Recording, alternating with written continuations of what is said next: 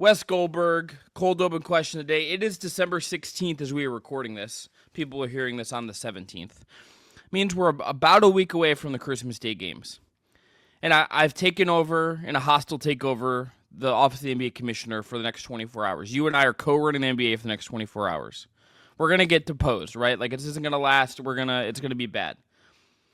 But we have enough time to kick the Sixers off of Christmas Day because no one on their team is healthy and that team sucks. Okay? Who in our 1 day of power are we adjusting their schedule and putting in place of the 76ers to play the Boston Celtics on Christmas Day? Oh, this is a great question. I think maybe the easiest and most obvious answer is just go with the second place team in the East, your Cleveland Cavaliers. Well, I want to just say for the record, Cavs are first in the East. Boston is the 2, to be clear. There it is. So even a better reason to do that. That would probably be it. Also very strange, though, that the Thunder are not playing on Christmas Day. That, if I can get the conference matchup going, that would be it. OKC, Boston, maybe an NBA Finals preview. A lot of people's picks for the potential NBA Finals this year. So I would go OKC, Boston. What about you? It's OKC, Boston to me. I want to put the best 2 teams on Christmas Day. Mm-hmm. Like, I'm not saying this is how they should do business all the time because these things can be wonky. And some years, if you had like a really dominant team one year and the second place team in the odds wasn't as well thought of for whatever reason, maybe it's not the sexiest thing, or that really good team is lacking like a certain je ne sais quoi. The fact that just a je ne sais quoi, you should slap me and I should be fired just for that. But it should be the Thunder. It should be putting SGA, like just from like a marketing perspective, SGA, Chet on the sidelines, Lou Dort, Hartenstein, that whole Thunder team should be put in front of as many eyeballs as possible. And we think of, in terms of the casual fan, as college bowl season is going on, as it's getting towards its end, and people theoretically start caring more about the NBA. The Thunder should be a team that you are trying to position as something people should care about for the next 6 months. You are building to the NBA Finals as a product right now, and almost to honestly not having the Thunder on when like the Wolves are on. And I get the Wolves Mavs last year was a series, and you have Ant and Luka. Okay, I get that Wemby playing at the Garden is a big deal. I get that you have Jokic and you have Durant and all that, and you have LeBron and Steph in a game. I get all of that, but you should be thinking about the team that could be on ABC in June. And you should be thinking about a team that's going to matter in people's lives for the next 5 years. The Thunder should be playing on Christmas Day. There's no question about it. Yeah, I mean, look, I'm going to temper the criticism on the NBA a little bit here because I think everybody expected Philadelphia could be a team that was. I mean, you picked Philadelphia to come out of the East, right? West, I don't know what you're talking about. I never did that. There's no graphics, no podcast on YouTube or on Apple Podcasts or Spotify or wherever you get your shows where I ever predicted that Philadelphia. Right. That just never happened. Okay, I don't know what you're talking about. Right, my mistake. That was my twin. That was like I'm a twin, so that'd be like that's my evil triplet who we don't talk about. So look, fair. The Thunder, if you were able to stagger things, they should be the team playing on Christmas. Unfortunately, that's not how it works, and the Thunder will have Christmas Day off. Yeah,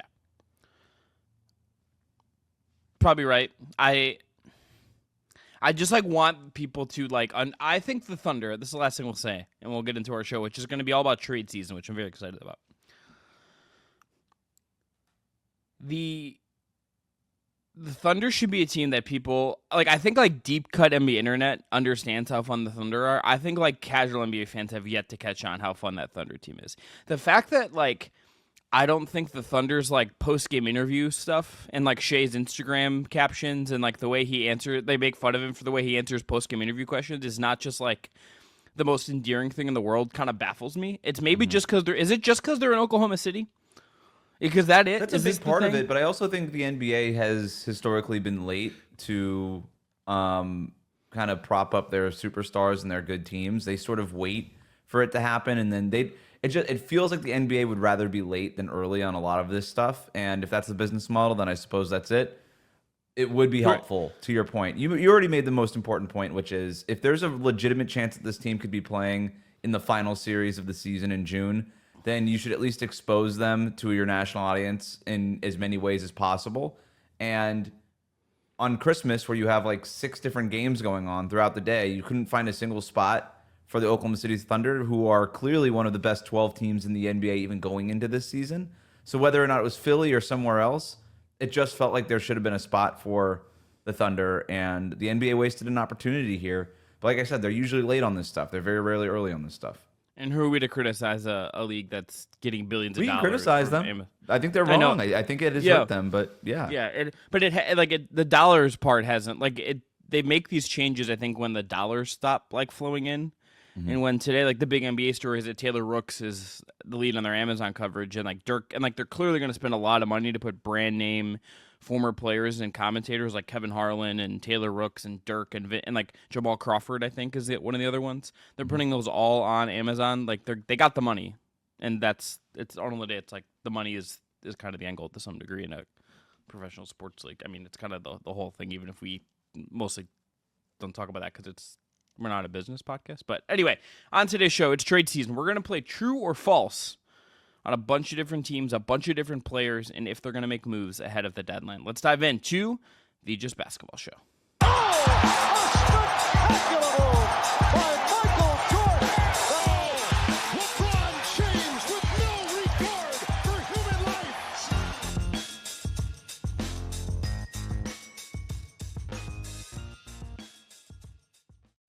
What is up, everyone? Chris Manning, Wes Goldberg here. Wes, you didn't get me I didn't get the drop. I didn't get the finger point. Forgot to do it.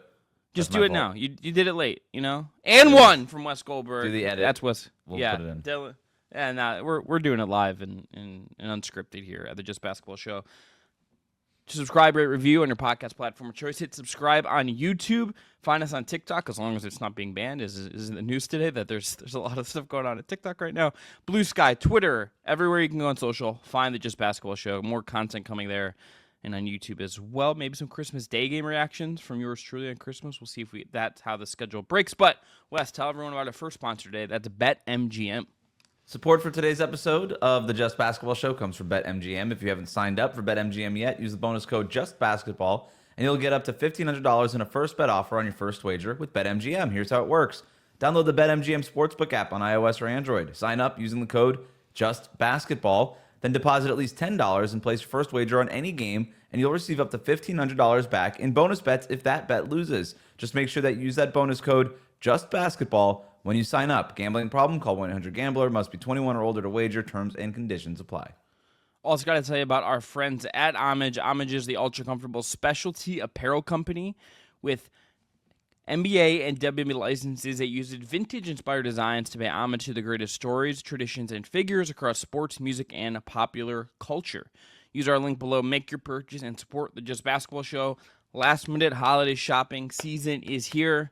Go get those gifts. Order yourself something from Homage. A lot of great NBA starter stuff in particular over at Homage that I am a big fan of. Wes, let's go into our true or false. We got a lot of teams, a lot of different scenarios to dive into. Why don't you kick us off? Where do you want to start? Okay, so I guess the general premise of the show today is... I just want to own myself again for a second. You're much better at remembering to explain what we're doing. I'm just like, let's go. Let's get into the content. You keep my exuberance in check, Wes, and I just want to say I appreciate that from you immensely. So we have a list of players kind of put together here. We're just going to go kind of rapid fire through all of them. True or false, is this player going to be on their current team after this season's trade deadline? It's the unofficial start of trade season. December 15th, Sunday, was when 85% of all contracts in the NBA became eligible to get traded. Most of the contracts that got signed over the summer became eligible to get traded. We already saw a couple of trades. The Warriors traded for Dennis Schroeder. The Indiana Pacers traded for Thomas Bryant. So we've already had some wheeling and dealing already happening. But we have not seen any of the big names move yet. And there's been some speculation about several big names already this season. So we put this list together. Let's get started with the first one here. Let's start with Zach LaVine. True or false? Zach LaVine will be on the Chicago Bulls after the NBA trade deadline. True. There's no one that's going to trade for Zach LaVine at that contract. Even if he is, I think it's pretty an open secret based on all the reporting, Wes, that he does not really want to be with the Bulls long term. That I think it might be better for both parties to get him out of Chicago and just reset. what is the trade for LaVine at the salary figure he's making? That is a highly expensive player with an injury history who we don't even think of as like a top 25, 30 guy. Like, I think LaVine is kind of in that Bradley Beal vortex where he's clearly like a very talented, good player. But he's making so much money that it's almost a hindrance to trade for him. And I think even in that it seemed true in the old CBA. I think it's even truer now in this apron era where teams are going to be very cautious about taking on too much money. And like teams that I think could have done it, I think about like the Kings who had interest in him a long time ago, could be in need of like some kind of jolt. It's like they did DeRozan in the summer. What is trading for Zach LaVine now and matching the salary like really do for you? I have a hard time finding a team that actively considering the cost of the salary. Not even it's kind of independent to me of what he is as a player. I can't find a team that it makes financial sense for them to trade for Zach LaVine. Yeah, that's the problem here. Zach LaVine's a really good player. He could help a lot of teams. He would be really helpful on the Los Angeles Lakers right now, wouldn't he? I mean, he's sort of exactly what they would need in terms of floor space. Or I think the Golden State Warriors could really use somebody like Zach LaVine even. And so the question isn't whether or not he's helpful or a very good NBA player. He clearly is. And he's been good for Chicago so far this year.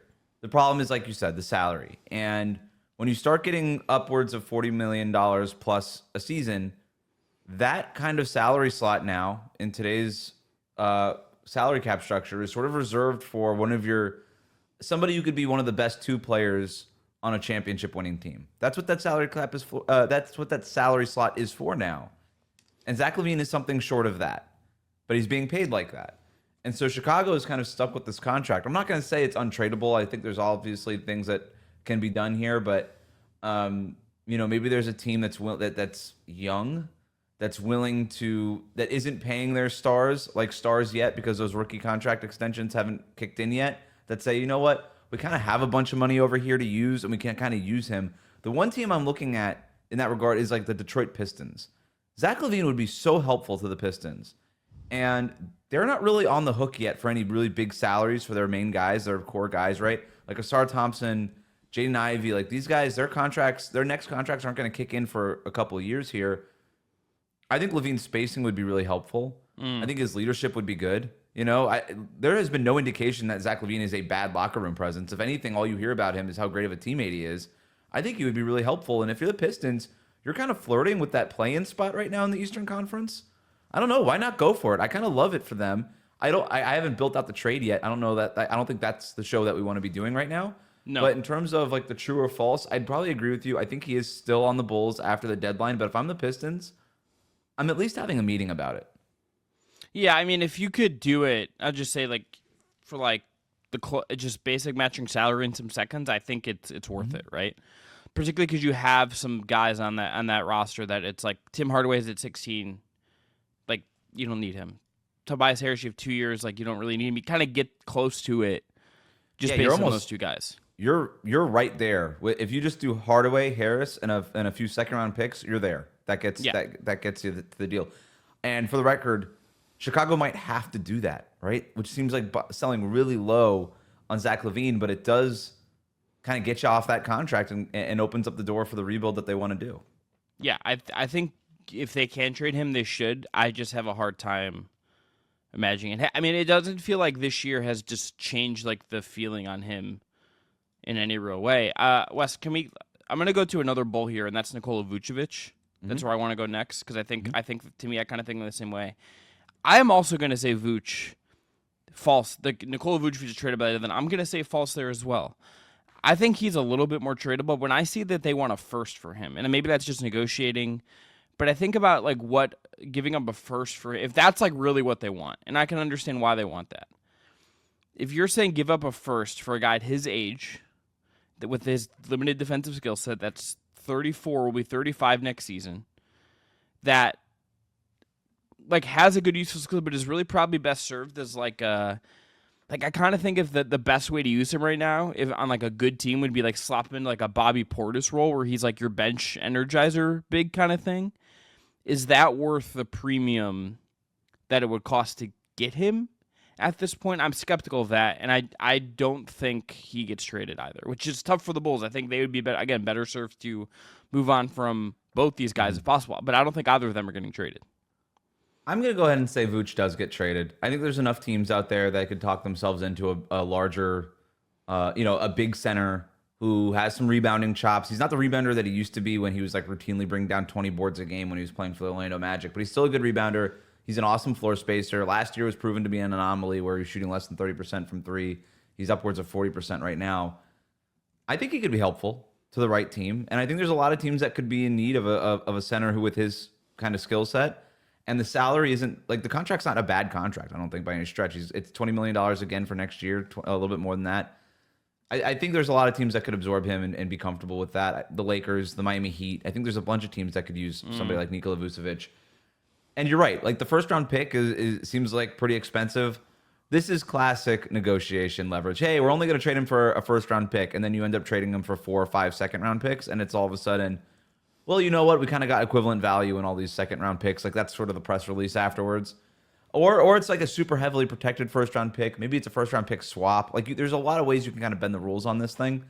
But I think Vucevic gets traded just because I think there's going to be enough teams out there because the league is wide open that looks at some of the competition that they're going to have to go against, right? Whether it's Oklahoma City with Chet Holmgren and Isaiah Hartenstein, Boston with their set of bigs, the Cleveland Cavaliers with Jared Allen and Evan Mobley, the Dallas Mavericks with their 2 bigs that they're always playing. Like there's a lot of teams that could talk themselves into saying, we need one more center. We need one more big guy. A big guy who could space the floor is definitely a bonus. The salary's not horrible. You know what? Let's go ahead and do this. A team I like for him it's not really feasible is the Knicks, weirdly enough. Mm-hmm. Like they have some offensive woes. Him running pick and pop, with Brunson would be good. It's like having another shooter on the floor. It's like one of him in Towns on the floor at all times. It's just like that cost for what that would be for them as a real specialist. It's hard to see.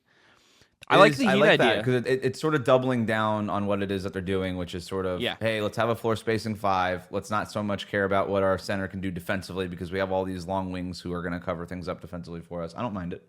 Yeah, maybe it's like a Mitchell Robinson. Maybe like they end up trading him or something. I mean, you could get bold there and fine. You're probably more right to be bullish. I just see a first for Vooch, and if it's unprotected, I wouldn't do that. If I'm a team, I would have a hard time seeing that happening. Like you've got to be a team that thinks that first round pick is going to land somewhere in the 20s. Yes, and at that point, I think it could be worth it. Yes. All right, let's go to the next one. Who you got? Let's just keep knocking out some of the obvious ones. Brandon Ingram. And it's sort of similar to the Zach LaVine deal. The weird thing about Brandon Ingram, which I can't figure out, is why won't a team just trade for him as an expiring salary? I know he's injured right now. He's supposed to come back at some point this season, but he's an expiring salary, and you can't. And everybody says, well, if you're going to trade for him, you have to commit to paying him his next contract. And I'm like, why? What if you're one of these teams that's trying to get off of a long-term contract? And you could trade something to New Orleans for his expiring contract and say, okay, cool, we got off this long-term money. We've got Brandon Ingram for half a season, whatever. Like, we can kind of kick that can down the road.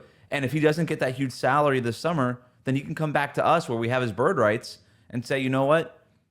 The max salary wasn't out there. I tested free agency. I'll sign for $30 million a year instead of the max that I was looking for.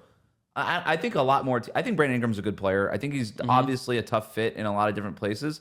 But I think he's a good basketball player, man. If I'm another team, I'd be willing to do the gamble and just trade for him, knowing that full well I might only have him for a couple of months if it allows me an opportunity to get off of a salary that I don't want. I'm going true, and I'm in agreement with you. I think his reputation has never fully really gotten back to where it was before the Olympic debacle that he had, the Team USA debacle that he had, under Coach World Cup, not Olympics, excuse me. It's never quite come around for him since then. And the New Orleans fit as always with Zion's been a little bit tricky. Yep. I agree. I think this is a guy that a team should trade for, a team that has higher aspirations.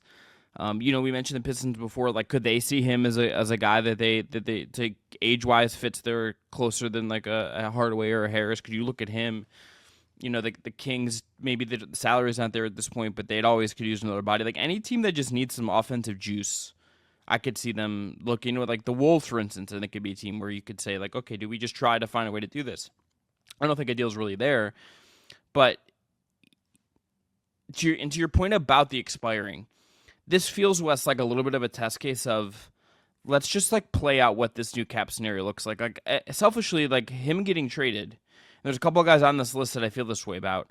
I want to see them get traded in part because I want to see what these kind of trades look like in this new cap environment, how teams approach them. We don't really know yet. And this would be such a great test case of breaking that kind of environment we've been in where if you trade for a guy, you're committing to paying him. To your point, I don't think you have to. You can see if it works over the last stretch of the season. And if it doesn't work, it's like, okay, we gave up like a crappy first for Brandon Ingram, and then now we're not paying him. And like maybe that's okay. And maybe that's a reasonable outcome. And look at, I mean, the only team out there that has real salary or cap space enough to sign a guy to a max contract this summer is really going to be Brooklyn. And it's like, okay, you really think they're not going to sign Brandon Ingram? That doesn't make sense for them as a rebuilding team. I don't think, maybe they could surprise us, certainly. But, if I'm the Bulls, like, would you not call and say Zach LaVine for Brandon Ingram? I don't know if the Pelicans would do that, but Zach LaVine is a much more natural fit next to somebody like Zion. And by the way, the reporting right now is that the Pelicans aren't willing to just waive Zion and get out of that, which I think is the right move. But LaVine next to Zion makes a lot more sense than Ingram next to Zion. Yes, he's expensive, but you're already expensive. Why not sort of swap pieces that make a little bit more sense in terms of the fit? I would really consider that if I were the Pelicans, and I would really consider it if I were the Bulls, especially if it was just straight up, right? It's like, cool, Brandon Ingram, have him for a couple months, walk away. We've got the salary space that we've been looking for. Like I think teams are going to have to be a lot less picky about sort of what they trade their quote unquote stars for these days, because it just feels like, at least for a couple of years, there's going to be this major sort of restriction on the purse strings, like we just saw with Karl Anthony Towns. Like a lot of these rosters are just going to be adjusting to this new salary cap, and then eventually everybody will kind of come back down and settle into what essentially is a hard cap, right, at that second apron, and just say, okay, our books are in order. Now we can kind of build appropriately.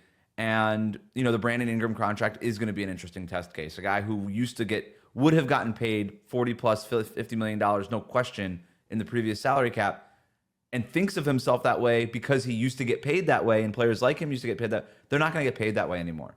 Like, that's going to be closer to about $30 million a year. So these guys are going to be losing $15 to $20 million of what they thought they were going to be able to get, what they thought their earning power was, but that's going to be the way it is now, and eventually everybody will adjust. So anyway, the point is, I think the Bulls make some sense. San Antonio, Brandon Ingram, he would be helpful. Keldon Johnson, some contracts, you can get there pretty easily. I kind of would be interested in him in Milwaukee a little bit, but I can't find a deal that makes any sense. Like, you're not the Bucks trade. The Bucks doing any kind of trade is like incredibly complicated to find. Yeah, they're also not, just you're like not doing the Middleton thing for him. That doesn't make any sense. No, the one that's percolating in my mind is like a Murray to Minnesota, Ingram to Chicago, and LaVine to New Orleans, like three-way. Like shuffle the decks around. Got to figure out where Conley goes in that and like how you absorb that, but just thinking out loud. All right, let's go to Zion next. Okay. I'm going to say false, even though like my number one wish. Still on the team. Still on the team. To the point about the reporting of they're not just going to waive him to get out of it. My number one wish at the deadline, West, is a Zion trade, because it would just be the most fascinating like NBA subplot the last couple months of the season of like what that even looks like. I just can't find. I was thinking about him more than anyone else on this list because he's a guy that I don't know how you value like in a trade, right? It's the talent's obviously tantalizing. There are some very high highs for him in the NBA, but there's all this other noise and negative that makes you skeptical. So how do you appropriately value him if you're New Orleans in the trade market? How does another team like make the right offer? Like, how are you confident in his medicals if you're another team on the outside? Like, there's just like a lot of hoops to jump through in an in-season trade. I could see it much more plausibly in the summer. Like, we get to July at Summer League, and like the word on the ground is, hey, there's some Zion stuff working. Like, the Pelicans let the Heat, for instance, or the Kings or someone like look at his medicals, and they got an idea. And in season, I have a harder time imagining the hoops you need to get through to do a Zion deal being done in the middle of a season. Who says no? Washington Wizards, New Orleans Pelicans, Zion to the Wizards for Kyle Kuzma and Rashawn Holmes. Who's the third team that's getting Kuzma? And that is then my question. Like, where are we sending Kuzma? They get Kuzma. Yeah. He's a good fit there. I know. I just think when the Pelicans are like, we'll trade anyone but like Herb Jones and Trey Murphy or whatever, and Missy, it feels like they're in the mode of like, let's just like reset this in a major significant way. And it's like, if Kuzma gave you like another first from another team, I would probably take the other first. Yeah, maybe. I mean, he's got 2 more years left on his deal. You can do that at some other point. But if I'm Washington, I'm thinking, okay, I can either trade Kyle Kuzma before the deadline for maybe 1 first-round pick, or I can take this lottery ticket that's Zion Williamson. And you were talking about like, hey, like if you're a team getting Zion, you got to be comfortable with his medicals and all this. And certainly, sure, if you're giving up some sort of anything of value, but also you can just waive him if it doesn't work out. Like it's kind of a no risk. Washington and Brooklyn are exempt from needing to see the medicals. Like, they are just like, F it. The Jazz probably, too, are just like, F it. Like, why not? And if I'm Washington, it's like, okay, we can kind of bring Zion back to this part of the country a little bit, right? North Carolina, Washington, close enough. Away from Dallas. Yep. You can, I don't know, you don't really have anything, right? Like, you've got Jordan Poole. I don't know that he's a core thing going forward, if they're being honest. I can't believe I'm about to do Alex this. Hypothetically is sort of the center you would want next to Zion. Did you see what Jordan Poole did the other night? Did you see this? I was being an absolute when he pointed at Peyton Pritchard. Just Jordan, come on, just point after you shoot. He's the most unserious player in the league. He's the most unserious player in the league, and yet entertaining. So yeah, that's why we need guys like him, honestly. But I could not. I was watching the game live, and I could not believe what I was seeing, that he did that. I agree with you. I think Zion's still on the Pelicans after the trade deadline, but I wouldn't. If I was a team that just like had nothing going on, I don't know. I would at least have a meeting about it. Can I give you one? Yeah, please. I feel like we're bearing the lead here. Jimmy Butler. Yeah, the Jimmy one is just, to me, and you're close to this, so you have a better read on this than me. That one just feels so noisy to me. Like, there's 2 kinds of noise. There's the LeBron noise that's going on right now that I don't read really much into, because I think A, trading him seems just insane, and B, like, you and I have both covered LeBron. Being around him is just inherently noisy. Like, he took a sabbatical basically to hang out with Dwayne Wade when he was with the Cavs. Like, this is like, and he's old and his body's beat up. Like, of course he's going to disappear for a week and try to get healthy. Like, that's just probably what he should be doing more of, instead of trying to play all 82 games. The Butler one is when I'm going on ESPN on the app on my phone and seeing a bunch about like, what does his hair color mean anything? It is just we've hit peak noise with Jimmy Butler. It is messy, it is noisy, and I'm going to say, well, it's true that he is traded by the deadline. Yeah, I have no idea what to think with this, because I think I'm almost too close to it. But all I know is that, yeah, look, Shams had that report. He tweeted that thing after, like, 2 days after his initial report about Houston, Dallas, Golden State being on Jimmy Butler's list, that Phoenix was also on his list. And then Bernie Lee, Jimmy Butler's agent, came after him online, and he was calling him a liar and said he fabricated the report. And it's like, okay, cool, fine. And a lot of Heat fans kind of like jumped up and were like, look, Bernie Lee called out Shams. Shams is a liar. This proves everything. And I was like, no, that proves nothing. This is just a guy tweeting. There's absolutely this wouldn't hold up in the court of law. Like, relax. And also, if you think Shams is lying, that means then Brian Windhorst is lying, Mark Stein is lying, Jake Fisher is lying, Paul Pierce is lying, Rajah Bell is lying. Like, all these guys who have talked about Jimmy Butler's future in Miami being pretty cloudy. What, all of them, like, just nationally, every national NBA insider just decided we're going to conspire against Jimmy Butler and the Miami Heat and make up this rumor? Yeah. Like, come on. That's not how the world works. Like, let's stop with this. This is ridiculous. And so, yeah, there's a lot of smoke here. And it also logically makes so much sense that Miami would be at least listening to offers for Jimmy Butler. And we don't have to go into all of it, but like, if he could become a free agent this summer and there's a risk of them losing him for nothing, then of course they have to be open. Of course they have to be open to trade offers. Now, we are a step before the official Danny Ainge portion of, we would only trade Jimmy Butler with an offer that would bowl us over, right? Like an offer that we can't refuse. Like, we're a step away from the official Danny Ainge thing. We're already at the Heat would only deal Jimmy Butler for the quote unquote right offer. Okay? So they're not actively shopping him, but I think they're open to trading him. I don't know what the right offer would be. They need to worry about their salary cap situation. That's in part the reason why they have to be open to trading Jimmy Butler, is because their salary cap right now is a mess. They have no real draft assets. They're also looking to continue winning. Like, trading Jimmy Butler doesn't mean that they're going to start rebuilding. They still have Bam at 27 years old, who's an all-star. They have Tyler Hero, who's having an all-star type year at 24. I think they would want to add to that roster, not completely tear this thing down. And then if you do trade Jimmy Butler, you're hoping to get another something in your door that can either A, become a superstar player like Jimmy Butler was for you, or B, help you get that next superstar player potentially maybe this summer. So if you're getting some stuff back, maybe that's stuff that a couple months down the road, you can then package together with some of your other things in-house and then move for that superstar XYZ who might become available in the offseason. So that's a long way of saying I have no freaking clue if Jimmy Butler's going to be on the roster afterwards. If you had to make me pick, it's just so noisy. It feels like we're heading in a direction where he's not on the roster, but it's also kind of hard to find like the trade that the Heat would just be like, yeah, you know what? We feel comfortable hitting the eject button on the Jimmy Butler era in the middle of a season, right? Like even that Warriors offer of like Wiggins, Kuminga, and some contracts. Really? Like I It's don't not know. blowing you over. Kuminga is really interesting to me, particularly I think in Miami he could be. I think you get something what they could bring out of him. I think would be really interesting. But then you're dealing with his salary issue too, because he's going to be due for the next contract. Yeah, and it's like you have to really. I mean, they should more than maybe any team like trust their player development, but also like, is that to your point about chasing the next superstar? Is Jonathan Kuminga, Hero, and Bam like the trio financially you're amped about building with if you're the Heat? And the answer is probably no. The answer is no. I was asked this the other day, and before I tell you what I answered, like, what's Kuminga's ceiling? Like, if you were to do like a player comp. Oh, like a player comp. Like, what's the best version of him? Like, he's not going to be peak Kawhi.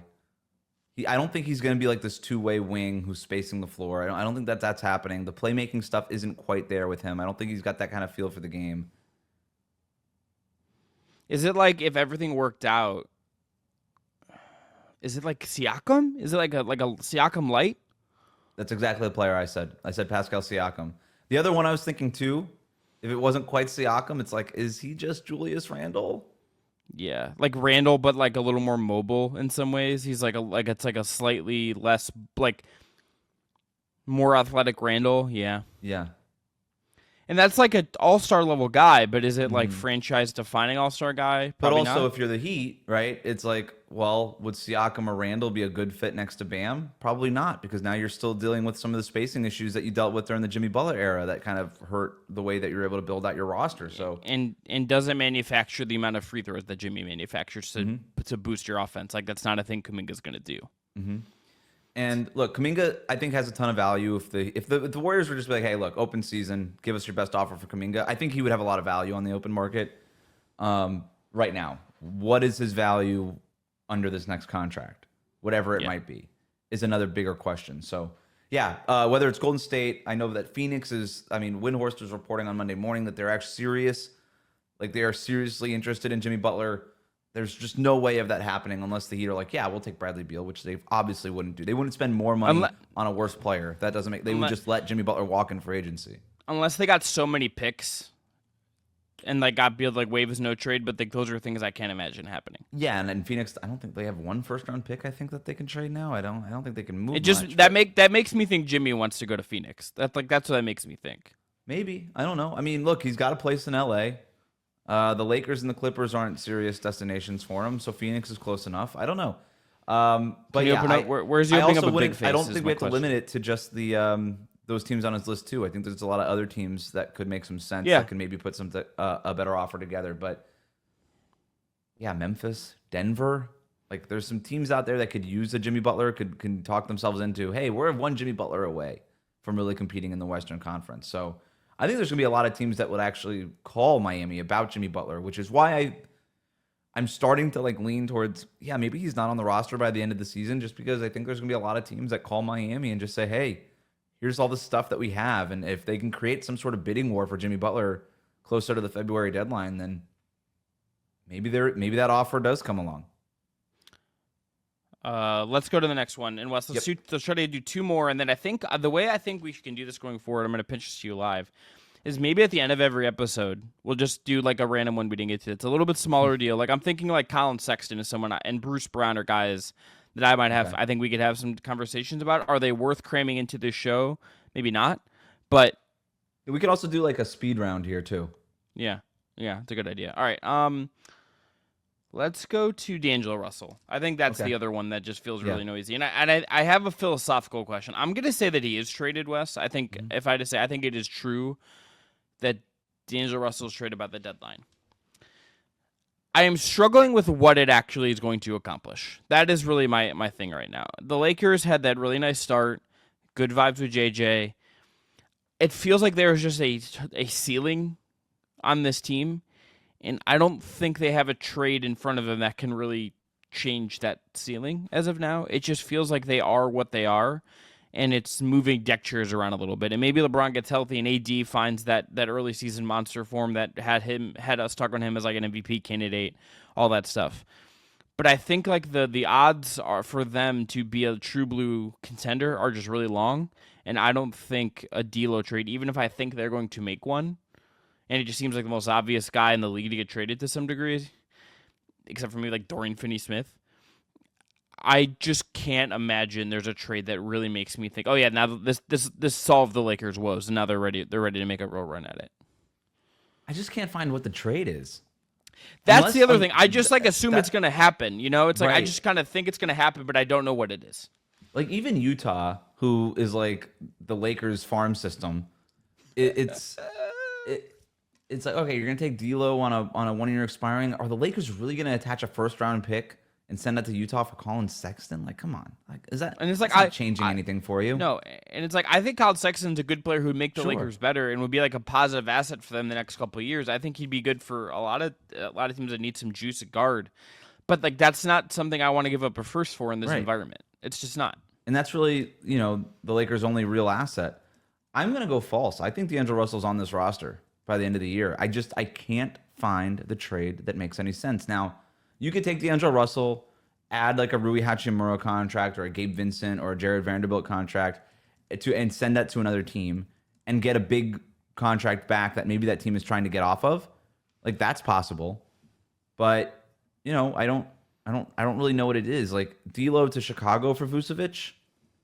Could you get Lonzo Ball from Chicago? Man. Would you really? Would you get so desperate as to entertain the LaVine stuff? I get the LaVine. I could see them being desperate enough to try. Like, and I could get it to some degree, but it's not. I wouldn't be thrilled about it. Yeah, if I would say maybe if D'Lo gets traded anywhere, I could see it being in Chicago, where the Bulls are just able to get off of one of these contracts that they're trying to get off of. But other than that, I don't really see it, man. I don't. So I'm going to say that D'Angelo Russell's still on the team after the trade deadline. But look, this team has gotten desperate before. If LeBron is applying enough pressure in February for them to make a move, maybe D'Lo's the guy that gets out. But like, I'm wondering if they're looking around the league right now for D'Angelo Russell trades and it's just coming up empty, like what's the next step? Like they can't really afford to trade Rui Hachimura unless they're getting somebody at that position back. Would you entertain trading Austin Reeves, who's a good player, 26 years old, making $13-ish million? Like, that's an awesome contract, but he might be the best thing. Like, could you put Austin Reeves together with Rui Hachimura or D'Angelo Russell's expiring and actually get a good player back? But it's like a 3-for-1 for them just doesn't make sense considering I already don't like a lot of the depth they have. It already feels like they're scraping by with the fringe rotation guys. It's like you're just going to exasperate that problem even more. Mm-hmm. And I know the other guy that they're looking at was Jonas Valanciunas, but like what, D'Angelo Russell for Valanciunas, or is it Gabe Vincent and some second round picks for Like, I don't know.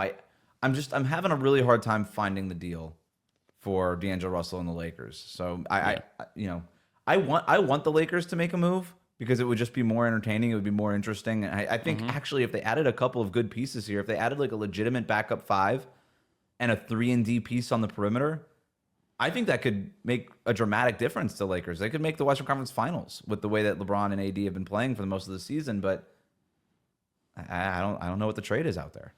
Even if a Vincent for like Valanciunas trade to me would be like interesting enough.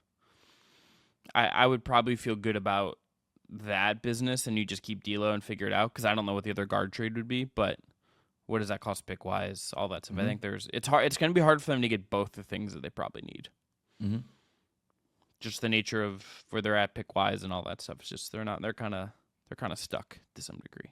Yeah, if Washington could somehow get Valanciunas and Malcolm Brogdon from Washington, that feels like the right kind of move, even though Brogdon's got the injury concerns. but that could be something where you catch lightning in a bottle and you get Brogdon healthy at the right time. It's hard finding a way to build out that trade unless you're willing to part with that first round pick, which it just doesn't sound like they are. Yeah, and maybe that's hardball. Maybe they'll do it at some point just to like live up to the do right by our guys' ethos kind of thing. But it's you got to be really sure that's I think if you trade that first, you have to be sure that's a good trade for you, not just in the next 6 months, but the next 18 months to 24 months. I think that's how you have to look at it. I know they would never do this, but like, why not just trade LeBron to the Warriors and get Wiggins and Kuminga and Pods and all these things back and just build around Anthony Davis? Are they going to? Would they like? Because LeBron, I think it's because LeBron does not want to ultimately want to do that. I don't. No, I understand. I understand it will never happen. Yeah. But if you're the Lakers, would you at least like, hey, Rich Paul, quick phone call, just hear us out. We can get all this from Golden State, and then you've got all that stuff around Anthony Davis, who's been playing at an MVP type level, and you can kind of rebuild. It's not like they would be worse. They're in the play-in mix right now. I think that team would still be in the play-in mix. They're basically just like a net neutral with LeBron James on the court right now this season. Like he's not.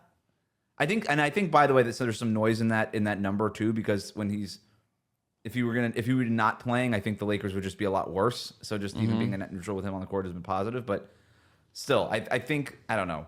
It's crazy to me what the Lakers are doing. Like it's a more extreme version of what the Miami Heat are doing. It's like, all right, what world are we living in? We all recognize that this window is closed, that this roster isn't good enough, but we just feel so like emotional about everything that we just can't close the door on this era, whatever it was. And it's like, well, what are you really doing? And both teams have like other players who are ready to make moves. Like Anthony Davis is awesome. He's still awesome at the peak of his power. Bam Adebayo in Miami is 27. He's playing great. Tyler Hero has never been better. And yet both of these teams are sort of just like hindered. They've got these golden handcuffs that are LeBron James and Jimmy Butler. Yeah, I'm just also thinking about how like someone at Clutch is like, all right, we got to have a meeting with LeBron. Just pitch him on like considering the Warriors. How many slides in the deck are like dedicated to trying to argue that the Santa Cruz Warriors are a better development program for Bronny than the South Bay Lakers? And it's like Bronny's in the deal too. Really like Santa Cruz. I've actually been to the Santa Cruz Warriors arena several times, and it's a fun time. I've enjoyed it. I love that for you. I'm telling you, I bought tickets, like spent actual American currency, $27 a ticket for right behind the Cleveland Charge bench for Sam Merrill Bank giveaway day. So I'm getting like a piggy bank, but it's Sam Merrill shooting a 3-pointer. That's a literal thing that I'm doing on January 11th. Yep. I've only been to Sioux Falls once for the Heat's G League team. So I wanted to make a joke about like Heat reporters going to Sioux Falls, but I just can't imagine like in this media environment you're getting like the budget to like go up to Sioux Falls very much. No, I did it off the clock, man. I happened to be in South Dakota, and I went out of our way to go check out the arena, and I stood out. I stood out in front of it. I took a picture, and then I showed it to Heat PR when I got back in time for a media day. They're like, "What were you doing there?" And I was like, "I was just in South Dakota." Yeah, I was just seeing our great country. What's your problem with South Dakota, Miami? You know, clearly not fans of Taylor Sheridan shows and Heat PR. All right, let's do rapid fire. Never heard of it, guys. Mount Rushmore, the Badlands, a lot, went through a lot of stuff going on. Badlands are beautiful. A lot of stuff. Yeah. Let's do rapid fire on a couple guys. Let's go Bruce Brown first. I think Bruce Brown's getting traded. Me too. I hope he does. He'd be very helpful to the right team. And it's like Scotty Barnes is hurt, so it's like what like for several weeks it sounds like. So D'Angelo Russell for Bruce Brown? Yeah, do it. Sign me up. Kind of makes sense for both teams. Yeah, like 2 seconds with D'Lo. Yeah, like don't even do get it a couple first. things back. Yeah. All right, throw one out. Oh, me? Jerami Grant. I'm gonna say no, just because it feels like the Lakers were the one. I'm gonna say false, and he's making a lot of money. Yeah, I'm gonna say false. It's the money. Yeah, money in this environment, I think it's boring. I think Dorian Finney-Smith is a clear, true he'll be traded. That is the most obvious dude is getting traded by the deadline guy in the league. Yes, I think they're gonna get a first for him. I think he makes a lot of sense for a lot of different teams. My only question is, where do I want to see him the most? And underrated team that could use Dorian Finney-Smith? What about Minnesota? Like that. double down on that defense a little bit. They kind of need more of those connecting types. I don't know what it would take for them to trade for Dorian Finney-Smith. I haven't like crunched the numbers there, but I kind of like it for them. Let's go Cam Johnson as another one. Yeah, I think he's traded.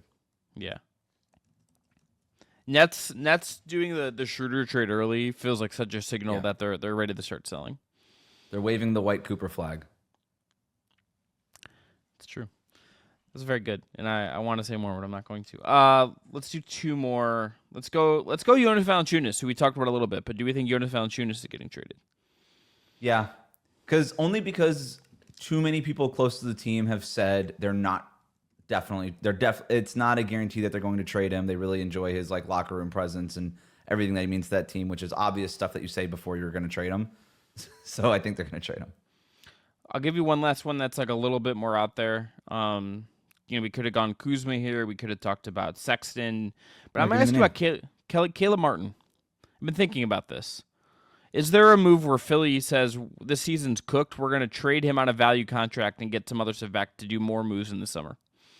I'm going to say no, and I actually think Philadelphia is not going to be very active before the deadline. And I know it's weird for a Daryl Morey team. I just think they have so much other stuff going on. It's like changing to this roster just feels like so secondary.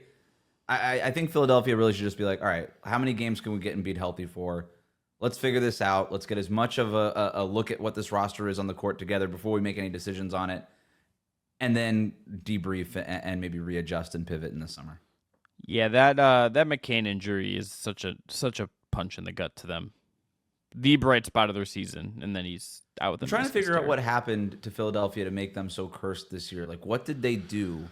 What was the deal that they signed with the devil? Like, it was... The Kelsey brothers just got, too powerful. Like, Jason Kelsey's just so ubiquitous that's enough Philly in the universe. Is that what it is? I don't know. It's just the weirdest thing, man. Like, how many face injuries can one player have? It's Joel Embiid is giving Darius Garland a run for getting whacked in the face and having those are the two guys now when I think of like dudes who have to like wear a mask or like have like a broken bone in their face. It's Garland from last year and now Embiid. Yeah, but it's been Embiid several years now. I know, but it's like again, it's just he, especially because of the most recent one. I was watching the clip of the injury. I just wanted to see how it happened, and it was just so. No, but it was also just like so like it was like one of those things where I do to his defense, so many of his injuries just feel so fluky and chaotic that like they're not even like yes we know about his injury concerns and his body breaking down. Half of his injuries feel to me like just guessing feel just like dude landed weird on him or dude whacked him in the face because they were flailing and. It's like not really like a sign that Embiid's injured point. He just happened to like he'd be a big dude to get hit in the face. I think they're cursed. I think the process literally cursed them. When we had those like guys from like the 80s and 90s saying you can't tank, this is anti-basketball. The basketball gods are going to punish them, and all these analytics nerds and all these people have rolled their eyes. There's no such thing as your basketball god. All this stuff. This is proof that there is basketball religion. Like there is a higher power in basketball, and they have put a curse, they've put a hex on this whole organization. They said you're gonna process. That's not how you go about doing things. You're gonna be cursed forever. This is it. If Pat Riley wrote like one more book before he steps away from public life or whatnot, I would love just a chapter, and it's like he just like it's not about the like I would love to just have like him just opine on like why that culture is bad and why culture and like the trying to be stable consistently is actually like good for the health of your franchise long term, even if it makes it harder to some degree. Yeah, just do like a whole like all right, start naming names. Do the whole like Kendrick Lamar 2024 GNX chapter of his of his biography or whatever. It's also just like don't take Joel Okafor and Embiid back to back. You just like you don't need to do that, Don't sign Al Horford. Yeah, don't sign Al Horford because he gave Embiid a hard time in the playoffs like one time. Philly stuff. There's going to be 900 Philly books at some point about this era of the basketball, and I will probably read a bunch of them. But it's going to be it for today's show, or more likely like narrative podcasts, not books, probably. Like narrative expose podcasts like 10 years from now. Podcast P in like 2 weeks. We're going to end there. I'm Chris Manning. That's Wes Goldberg. Back at you later this week. We're recapping the NBA Cup. Just want to say, I gave Wes some very aggressive language last week, and I want to again apologize because I thought the NBA Cup was on Saturday, the finals on Saturday, and it turns out it's on Tuesday, which makes absolutely no sense to me. But I just want to again apologize to Wes for saying "F you, give me your pick" for the whole thing, considering by the time we came back, the final actually wouldn't have happened. In my head, it was already happening. So I just need to apologize to Wes for being incredibly aggressive on last week's show. But Wes, who's your? That's fine. You got a contract. You're stuck with me. Who's winning? Thunder, or the Bucks? You sticking with your Bucks pick? I'm afraid to not give you a pick, so yeah, I'll go Bucks. No, I mean you could give me not a pick. We've simmered down. That's what the weekend was for. But NBA Cup talk. Check out Wes, Locked On Heat, Locked On NBA, Real GM Radio. I'm just here on the Just Basketball Show. We'll be back later this week with more covering NBA Cup and what to look for the rest of the season. Be well, everyone. Have a great rest of your day.